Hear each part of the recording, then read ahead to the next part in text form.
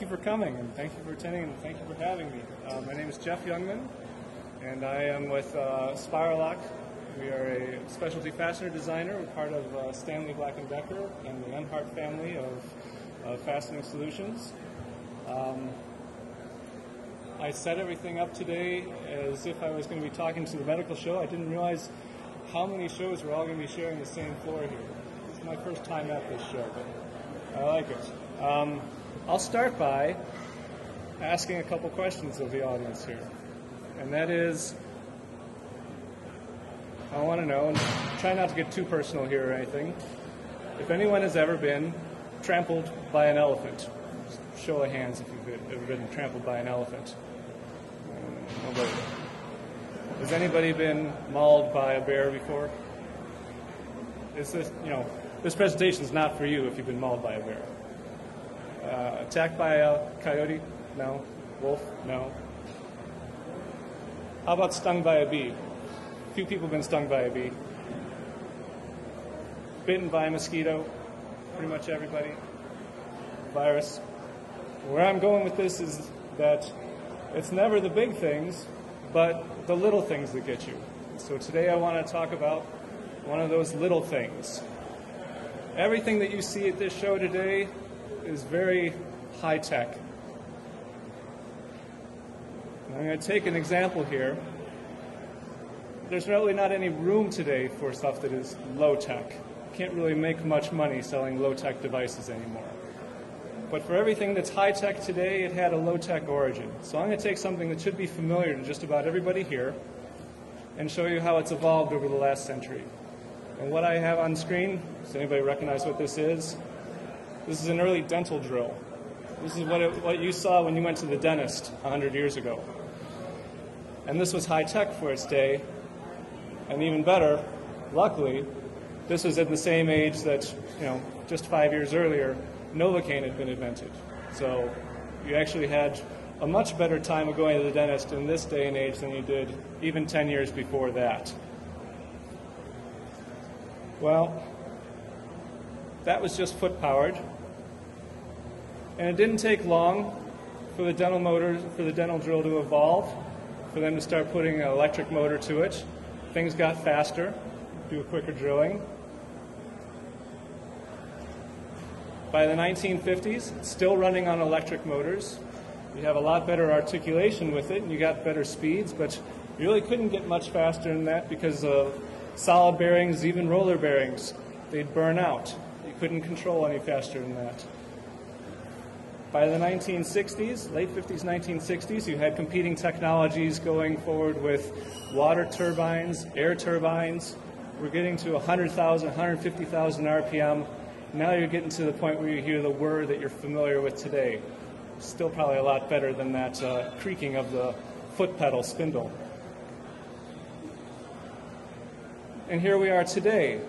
A dental handpiece today is actually the fastest recorded piece of moving equipment ever designed by mankind, at up to 800,000 RPM.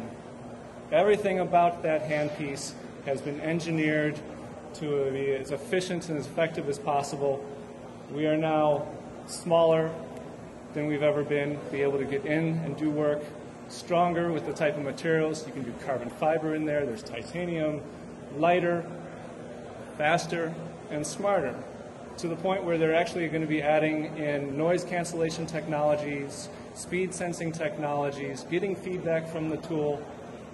But for as far as we've come over this 100 years, they all still have something in common, and that is any manufactured item out there, there's still things that haven't changed, and what it is you're still relying on the simplicity of the bolted joint, of screw threads, which haven't changed much at all in 100 years.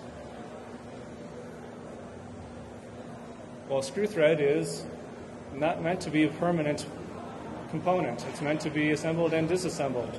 In fact, for a lot of medical stuff, it's becoming even more so important that you are able to take it apart. The FDA is considering regulations today that will tell manufacturers to send disassembly, reassembly instructions with their devices to hospitals, to the end users of this equipment.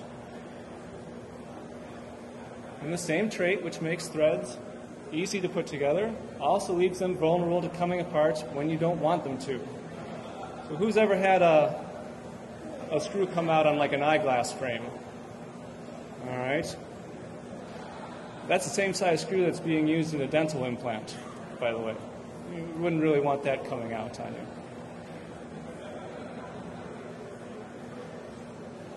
Threaded connections are going to impact pretty much everything that goes on inside of your component. It affects the stiffness of the component. If you lose tension, you have the ability for things to vibrate more. The stability and the load capacity of what your item is functioning as. These are all compromised when your threaded connections don't work as they're expected to. So the question is, how do you safeguard against potential failure for something like this? This is an Achilles heel of threads. They've been around for this many years, and they're still trying to find ways to prevent things from coming apart unintentionally. For the most part, there are different types of ways that we cope with this are Band-Aids, they're add-ons, things that happen that we put onto the threads after they've already been made.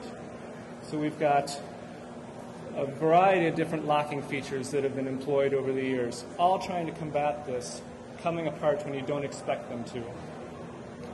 But for all of these features, none of them really actually address what causes loosening in the first place. It is a fail-safe. It is something that is there so that parts don't fall off on the ground if you lose tension. It is there to make sure that you don't have a catastrophic event. You know, it's the little things that are going to get you. Here's the basic problem and the basic premise of a threaded joint, is that in order for it to go together very easily, you have to have clearance all the way around it. If you don't have clearance around it, you'd have interference fits trying to get it together.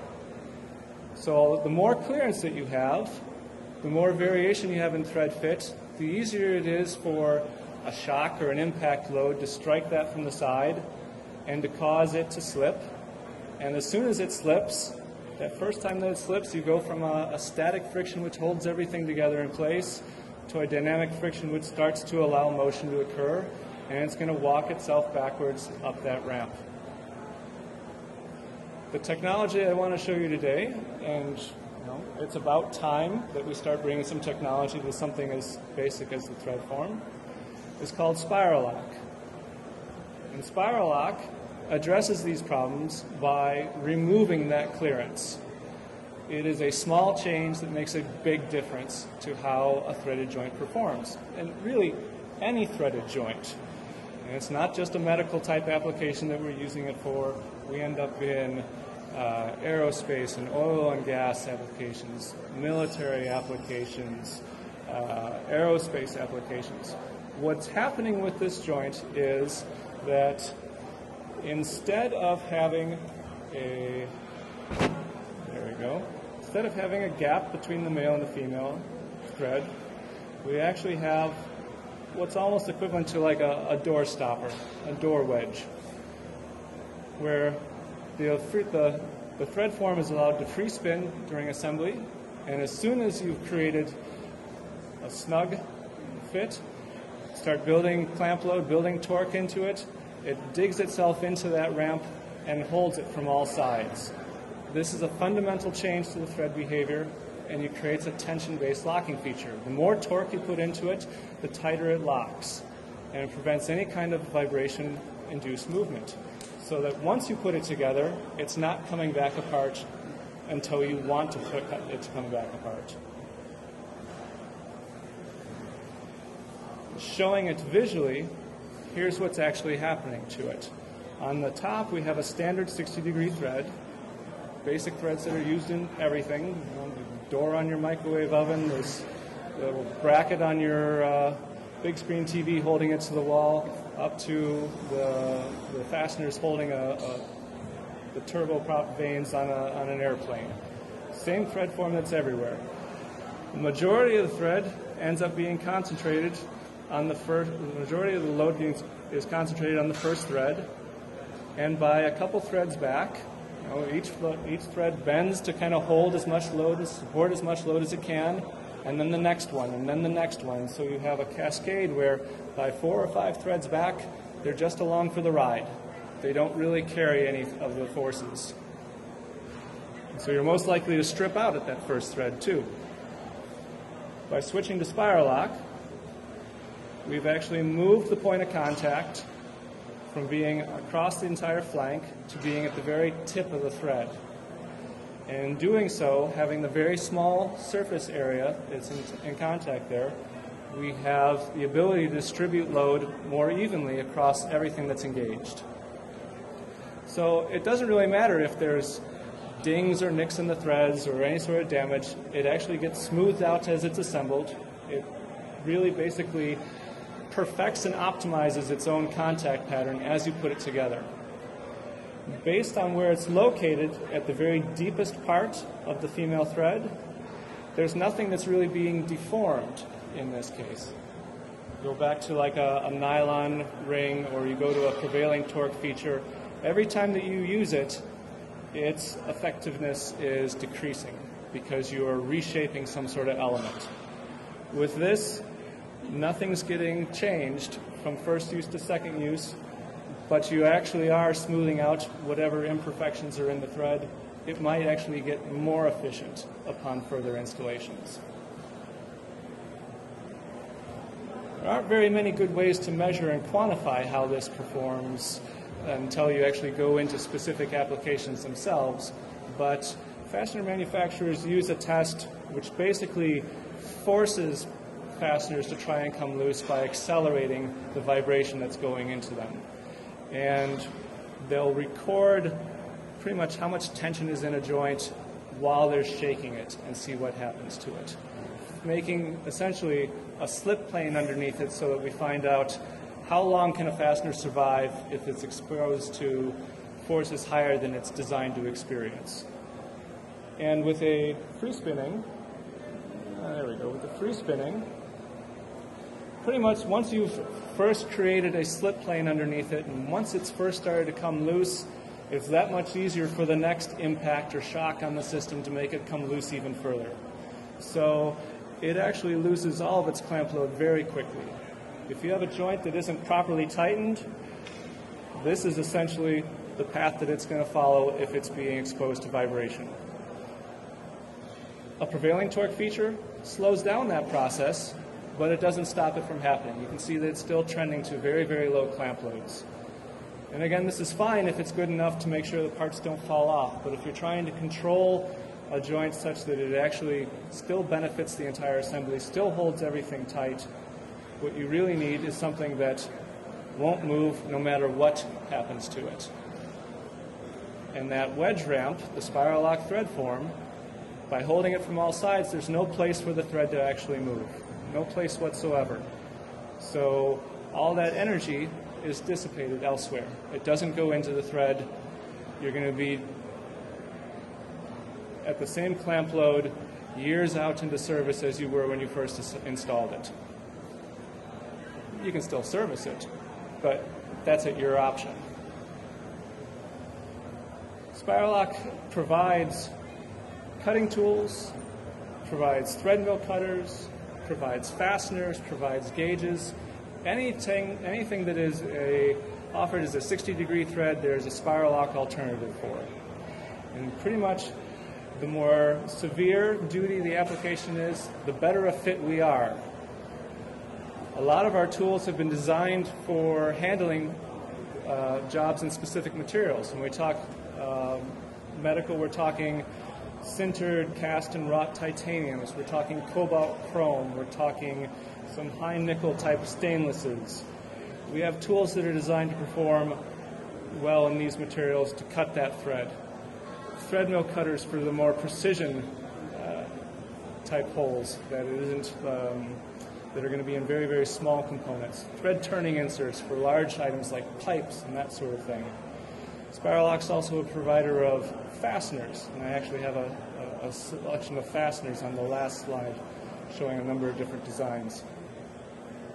here's a few representative examples of things that are being produced today using Spiralock.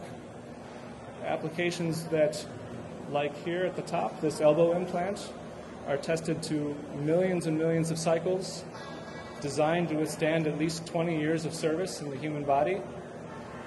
Once you put this in, you don't want to have to find out later that something's worked its way loose. You want to know that it's going to stay tight and as long as that product is in service. Spinal plates. Pretty much any type of prosthetic device that's implanted into the human body has had Spiralock incorporated in it at some point or another. Here, these saws, the amount of throw that blade moves forward and back is adjustable by a surgeon. And that's actually a low torque application where the surgeon just spins it on with their fingers. And Spiralock is able to keep that joint tight so that they don't have any issues with loosening while they're conducting surgery. We make a number of fasteners out of non-magnetic materials, be it brasses or aluminums or some other exotics for the CT scan machines.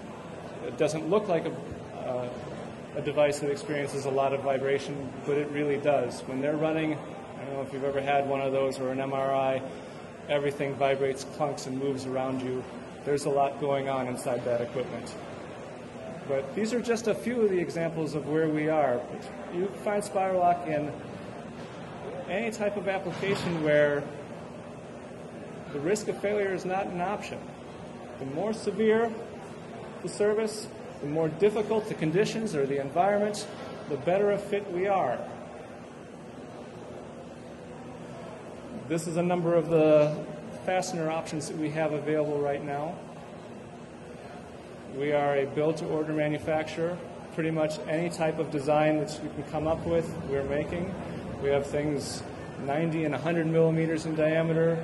We have items that are only 1 or 2 millimeters in diameter. Because the nature of our thread form is such that it works with a locking feature in one direction, everything that we make has some sort of an orientation feature on it so that you don't install it upside down. Turn it over and it performs just like a regular nut. It doesn't have the locking feature. There's not enough room to do it both ways. That in a nutshell is everything of what the technology is. It's amazing how many different industries we cover with it. For most engineers, the thread is what you put on last, and it's the part that you put the least amount of attention, the least amount of thought into. For us, it's more than just 6 sides in a hole. It's the bread and butter of what holds everything together. The technology needed an upgrade. It needed evolution. We've been out in the marketplace for about 30 years, and we initially got our claim to fame holding booster rockets onto the space shuttle in the early 80s. Every time that the shuttle flew a mission, when it came back down to Earth, they would disassemble, reassemble the entire shuttle several times to make sure that everything was exactly right, everything was ready and set for the next mission. I believe it's 6 times they would tear it down and rebuild it between every mission. And they tested every variety of fastener locking feature that was available on the market and found that nothing performed better than Spiralock and still had the ability to be reusable. So that was where we got our start, and now we find ourselves 2 miles below the surface of the ocean. We find ourselves all over the Hubble telescope. The last servicing mission of the Hubble that had Spiralock all over it. We find ourselves inside the human body. We find ourselves in aerospace applications and on the new Dreamliner as well. There's a plethora of applications out there that it is more expensive to ever have to go back in and fix it than the item was designed to be in the first place. It might cost $1 million for a component to be built, but it'll cost several million for it to ever have to be serviced or rebuilt. And those are the perfect type of applications for Spiralock. Anybody else? Thank you. Thanks for having me.